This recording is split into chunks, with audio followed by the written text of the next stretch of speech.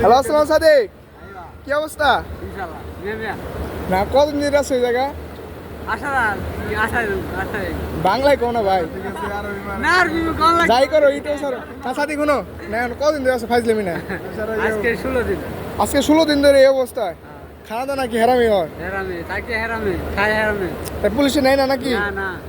তাহলে এখন মানে আশা করা যায় কবে নিব? কতদিন ধরে তো আল্লাহ জানে। ভাই আপনার ভিডিও কিন্তু ইউটিউবে যাবো কেন?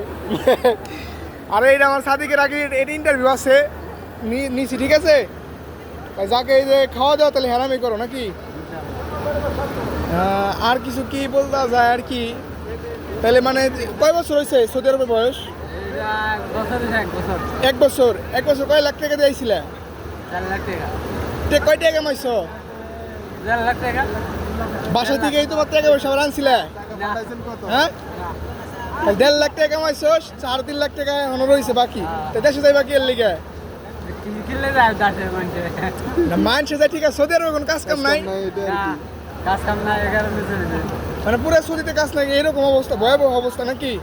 মানে বাঙালি ব্যর্থ, মানে কোনো পাকিস্তানে ধরা দিতে আসছো নাকি? এই শত শত কান্ট্রির লোক আছে এখানে, কিন্তু অন্য কোনো কান্ট্রির লোক আসে নাই, কিন্তু ধরা দিতে আসে নাই। তাহলে বাঙালি কেন এত ধরা? শুধু বাঙালি প্রতারণা হইতেছে না? যাক, সাদিক একটু লজ্জা পাইছে, সমস্যা নাই। আমাদের সবার জন্য দোয়া করবেন ইনশাল্লাহ, আমরা যাতে সহি সালামতে মার্কুলে ফিরতে যাইতে পারি নাকি? ইনশাল্লাহ।